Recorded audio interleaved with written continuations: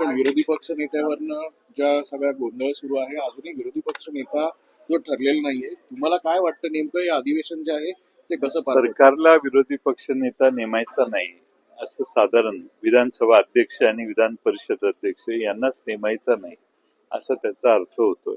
आजही खरं म्हणजे पहिल्या दिवशी त्यांनी कार्यक्रम पत्रिकेत दाखवून विरोधी पक्ष नेत्याची निवड करण्याच्या विषयी पुढाकार घ्यायला पाहिजे होता, पण तसं कोणतीही हालचाल दिसत नाही आणि म्हणून मला वाटतं की सरकारला विरोधी पक्ष नेता नसलेला जास्त सोयीचं वाटत असेल. आपण जर पाहिलं तर एकाच आठवड्याचं हे अधिवेशन होते. नाना पटोले पण म्हणतायत की पहिल्यांदाच हिवाळी अधिवेशन जे आहे ते इतक्या कमी दिवसाचं घेतलं जाते. तुम्हालाही असं वाटतं की हे अधिवेशन पूर्ण कालावधी अधिवेशन फार थोड्या काळासाठी होत आहे.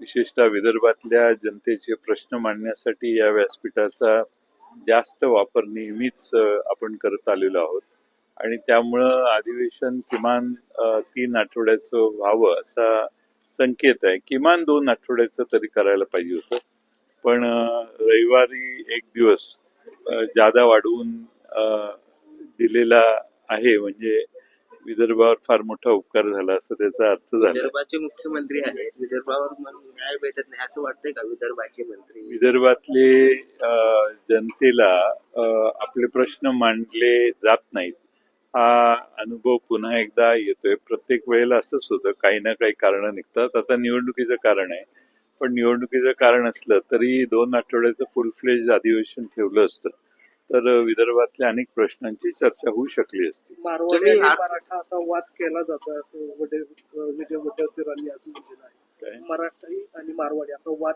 निर्माण केला. मला माहित नाही त्याच्यावर. तर आज मुख्यमंत्री काल म्हणाले की आर्थिक टंचाई आहे, मात्र दिवाळखोरी निघाल अशी काही स्थिती राज्याची नाही, व्यवस्थित आहे. तुम्हालाही असं वाटतंय? तुमच्या एवढा सगळा अनुभव बघ. नाही तर मुख्यमंत्री स्वतः सांगतात म्हटल्यावर आकडेवारी ज्यावेळी बाहेर येईल त्यावेळी कळेल आपल्याला. आज ते दावा करतात दिवाळखोरी नाही म्हटल्यावर सगळ्या महाराष्ट्रातल्या कॉन्ट्रॅक्टरना वेळेत ते पेमेंट करतील, सगळी थकीत बिलं सगळी वेळेवर देतील अशी अपेक्षा आपण करूया. सर, नाशिकच्या तपोवनाबद्दलचा विषय जो आहे, आज देखील सयाजी शिंदेंनी राज ठाकरेंची भेट घेतली आहे. काय नेमकं वाटतं तुम्हाला या संपूर्ण विषयाकडे? तुम्ही कसं बघता? असं आहे की कुंभमेळा विषयी त्यांना कुंभमेळ्याला विरोध करण्याचं काही काम नाही, परंतु तपोवनासारखी उद्यानं, तपोवनासारखी वनराई तोडून जर कुंभमेळा होता तर पूर्वी कुंभमेळा झालाच ना एकदा, असं नाही की नाही झाला.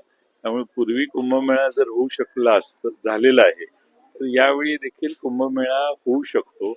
त्यामुळं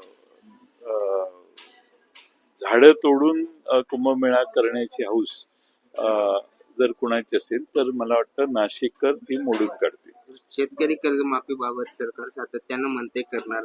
आजही अधिवेशन सुरू झाल्यानंतर काल मुख्यमंत्री म्हणाले निश्चितपणे करणार, मात्र कधी? कारण शेतकऱ्यांचे दिवसेंदिवस आर्थिक मदत जी आहे ती कर्जमाफी पुढच्या निवडणुकीच्या आधी सरकार करेल असा माझा अंदाज आहे.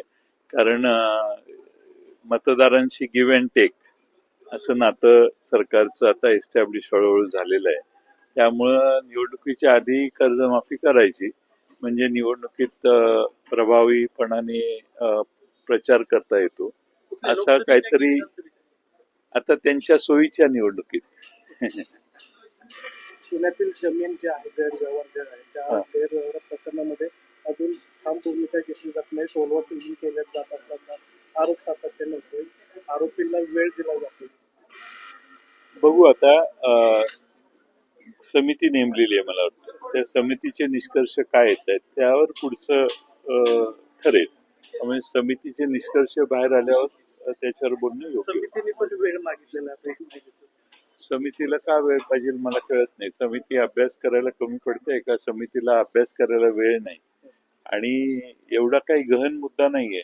कागदावर कुणाची नाव आहेत कुणाची नाहीत हे बघायला मला वाटतं इतके दिवस लागायची गरज नाही. विरोधी पक्षासाठी भास्कर जाधवांचं नाव असतानाच ते शिंदे गटांच्या नेत्याला काही भेटतायत. एक व्हिडिओ व्हायरल होतोय. ऑपरेशन टायगर सुरू झाले असेही चर्चा होते. परत एकदा विरोधी पक्ष फोडण्याचा प्रयत्न सुरू आहे असं वाटतं. काय माहित आता अलीकडे फुटल्यावरच कळतं हा फुटला तो फुटला. पण मला वाटत नाही की भास्करराव जाधवांच्या बाबतीत काही होऊ शकतं. भास्करराव जाधव हे निस्सीम शिवसेनेचे भक्त आहेत आणि मला वाटतं की त्यांना विरोधी पक्ष नेता करण्याचा निर्णय उद्धवजींनी आणि त्यांच्या पक्षाने घेतलेला आहे. आम्ही त्याला पाठिंबा दिलेला आहे. त्यांची लवकर विरोधी पक्ष नेता म्हणून निवड व्हावी अशी आमची सगळ्यांची मागणी आहे. विमान प्रवासाचे आणखी विस्कळीत आहे. तुम्ही आता नागपूरला निघाले. तेही इंडिगोने निघाले त्यामुळे मला माहित नाही की जाता येईल किंवा नाही. धन्यवाद.